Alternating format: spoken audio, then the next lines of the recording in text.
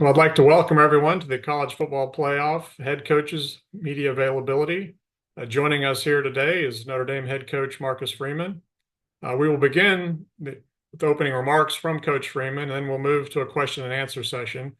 If you would like to ask a question, please raise your hand in the Zoom call and you will be called upon. At that time, we will unmute your mic and you can ask your question.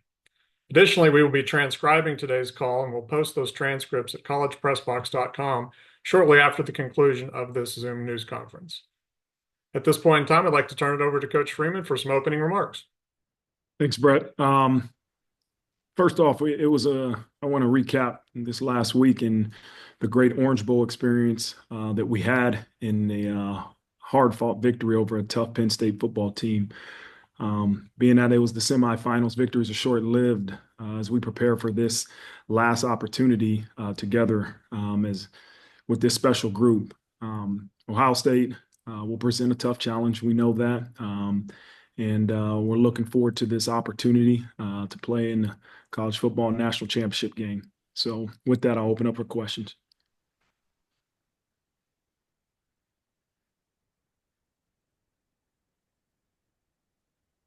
All right, just a moment here, Coach, and we'll get things rolling.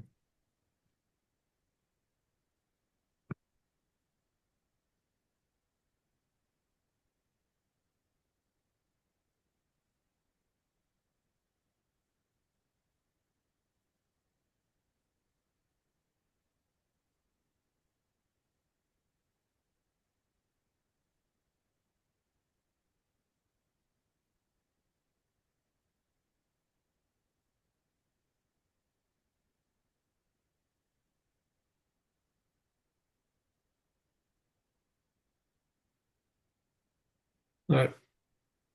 Just a moment here, Coach. We're having a little technical problem with the mic, but I think we'll be rolling. Apologize.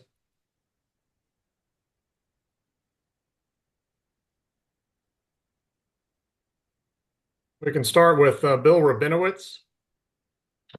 Okay, you're going to open that mic and let Bill go. Hi, Marcus. Bill Rabinowitz from the Columbus Dispatch. Congratulations on reaching the championship game. I know you guys really pride yourselves on playing man-to-man press coverage. Ohio State's obviously got really good receivers. What's the challenge there? And I'm not expecting you to give the game plan up, but how inclined are you to stick with that versus potentially changing a little bit?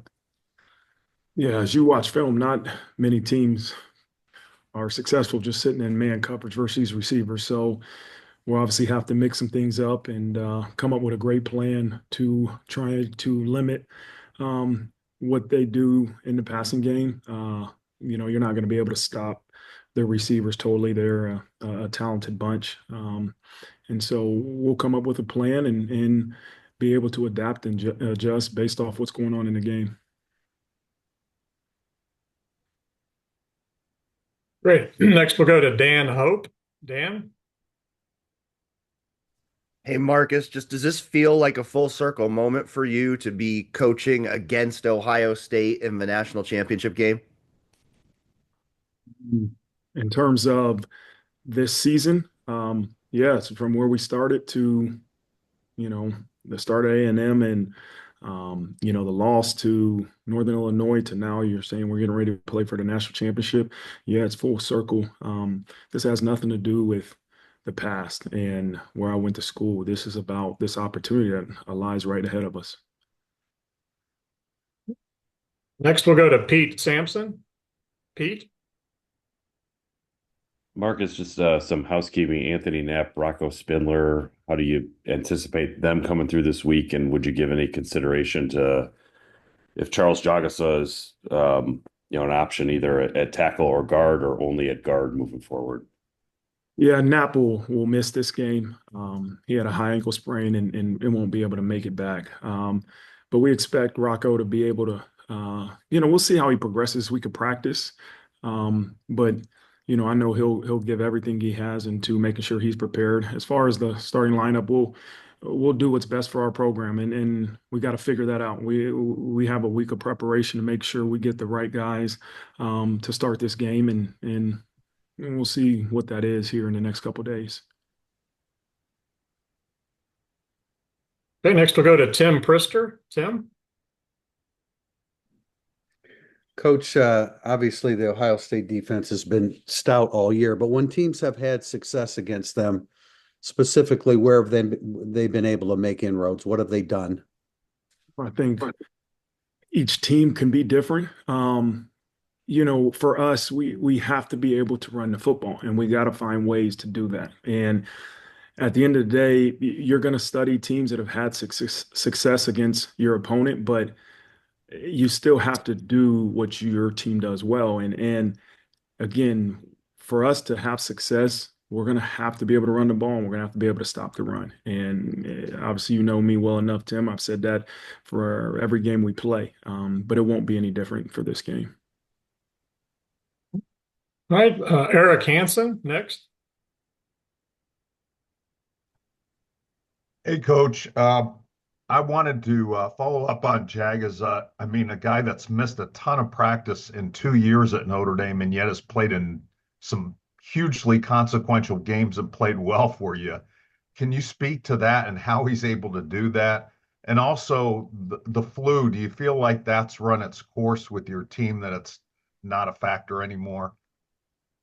Yeah, as far as Jagasol, again, unfortunate injury that occurred in fall camp, but he worked his way back. And you know what, in the past few weeks or maybe the last month, he's just been practicing and preparing. If he did get an opportunity, he didn't know if he would or not. And he went out there and did an unbelievable job, did a great job, just like we thought he would. So credit to him, Coach Rudolph, for being ready for when his number was called, and then he went out and executed at a high level. So it speaks volumes to him and his preparation. As far as the flu, I mean, I'm sure every school, Ohio State's probably dealing with it too. Like, it's a virus that has really, I think probably over half of our team has gotten it already. So I don't think it will have an impact on this week's game. Good. All right. Go to Heather Dinich next. Heather. Hey, Coach, I wanted to ask you, now that you've gotten to this point in the bracket, what your overall feedback is on the 12-team playoff, from ranking to seeding, as Notre Dame, as an independent, to where you are now. I mean, to the toll it takes. Everybody's getting banged up. What are your thoughts on the start to finish 12-team playoff this year? Yeah, I think maybe after this thing's over, I can give you a better opinion of my overall thoughts. Right now, you're just so lost into preparation for each week. And, we're getting ready for our 16th game. And you know what? Like, there's some injuries, there's some guys healthy. That's the part of football. And my focus has really been to say, okay, what can we do to prepare in a way to execute as well as we can when it matters the most. But I have not spent a lot of time thinking about my overall thoughts of the playoffs. I'm just trying to get this team ready to win. And that's what I'm going to continue to focus on. Thanks. Now we'll go to Tyler Horka. Tyler. Hey, Coach, kind of a role reversal this time. You got to watch your future opponent last week. Obviously, that was already set, and you guys were the team that Penn State was watching. I'm curious what you got out of maybe watching the Cotton Bowl, being able to watch that in real time. You don't get any schematic things out of watching on TV. You obviously can see playmakers, you can see big plays, and that was evident in that game. But you have to go back and you got to watch. You got to really evaluate the coach's copy of the film to look at schematically how you want to prepare for this game. But I saw some guys on both sides, but specifically Ohio State's side, making really big plays on offense and defense, and they have playmakers all across the board. And so we know it's going to be a challenge, but we look forward to it. Great. All right, Coach. Next will be Brandon Marcello. Brandon. Marcus, congratulations on the season so far and good luck this week. I was wondering, what are your favorite memories you have with James Laurinaitis over the years, your playing years, and even these days? I think, there's so many moments when you play together, but he was in my wedding and I was in his wedding. Those are special moments. Obviously, the days you get married, and I think we had some great moments when we worked together here at Notre Dame. It's a unique situation where, a guy you're working with is one of your best friends, and so we got a lot of great moments, and probably some that I won't share on this press conference, but he's a great friend. All right, then we'll go to Jack Sobel. Jack?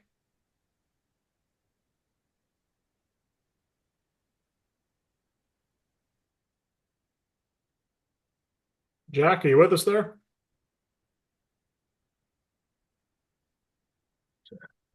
All right. We'll try to come back, Jack. Let's go to Anna Grace Bridges.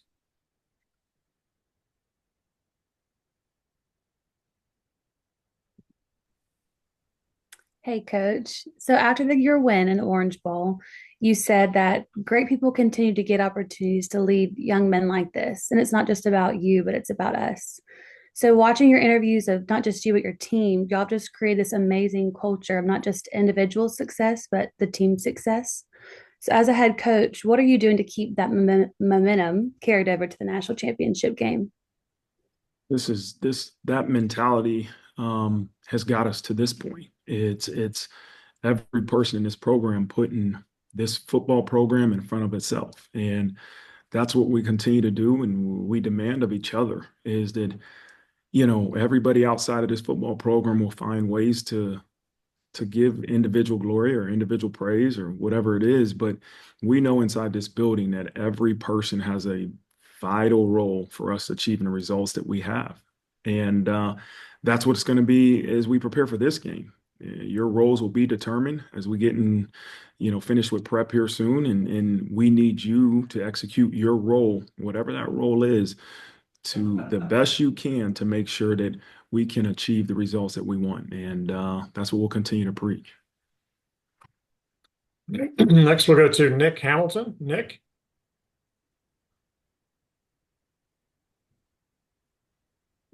Hey, Coach. First of all, congratulations on just making it to the national championship game.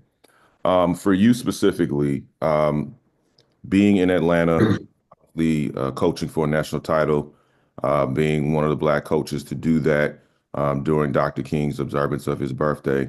What does that mean for you just to be in that moment with that, as well as, being a black head coach? Do you feel like it gives opportunities for other coordinators and position coaches to have this opportunity when given? I sure hope so. I hope that somebody gives the right person an opportunity. I was given an opportunity by our former athletic director Jack Swarbrick and Father John Jenkins. They made the decision to give me an opportunity, and what I continue to hope is that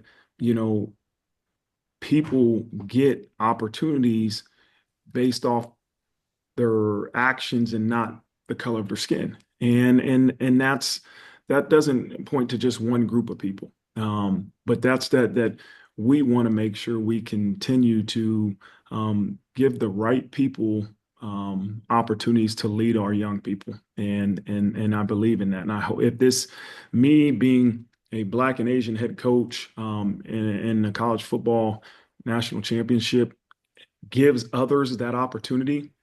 And that's awesome. I've always said this. I don't want this to be about me. I want this to be about others and about others getting opportunity, about our team. As far as playing in the national championship game on MLK Day, to me, the attention should be on MLK Day and what he did for our country and the progress he made for equal rights and for progress for all people. The courage he had as an individual to stand for what he believes in, and that was with his words and his actions. And so this Martin Luther King is about celebrating. Martin Luther King Day is about celebrating that man and the impacts he's made on our country. Thank you, Coach. Let's try Jack Sobel again. Jack, let's see if we've got this ironed out. Hey, Coach Finn. Yeah. Hey, Coach Freeman, you got me. My internet cut out. I sincerely apologize for that. So I wanted to ask you about something that J Love said after the Penn State game. He said that you guys wanted Ohio State, that you feel like you should have won that game last year, and you didn't. Like, how much is that going to be a motivating factor entering this one? If you need that to motivate you to get ready for this game, then you're not the right person. And that's the reality of it. We don't need motivation to be prepared for this game. We got a chance of playing a national championship game. This isn't about the past. This is about this opportunity we have right in front of us, and we'll continue to focus on this opportunity right in front of us. If there's learning opportunities from other games or previous games, absolutely we're going to use them. Right? If it's going to help us be more prepared for what could happen in this game, we're definitely going to use it, but it isn't for motivation at all. All right, let's go to Eric Olson. Eric?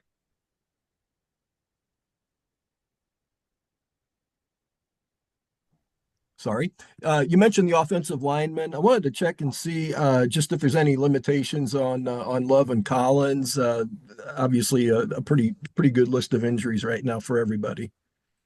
No, Jay Love is good to go. Jay Love will be full go, and Bo's still healing from he has calf strain, and so he'll work back into practice here in the next couple of days. But I hope that as long as he progresses, he'll be good to go for the game. But we got to make sure that he progresses as we go through this week. Now we'll go to Brian Driscoll. Brian?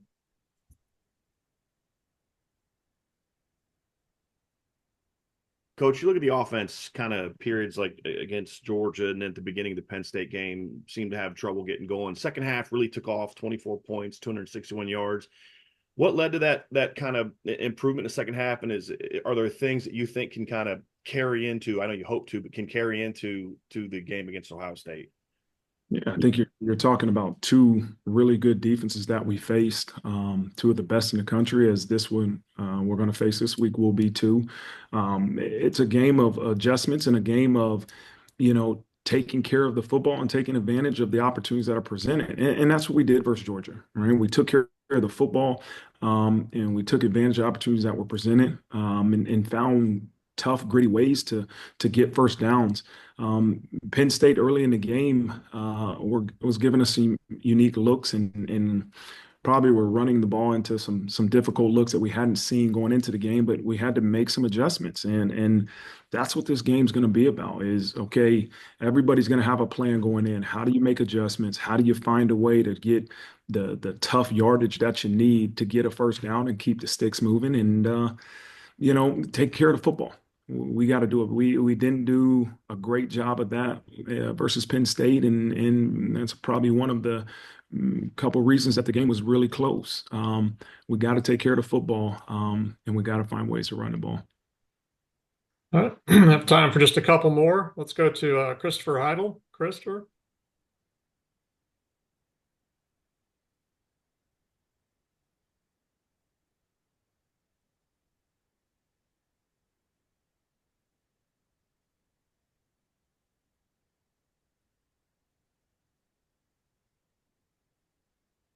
Okay, why don't we try Mike Berardino?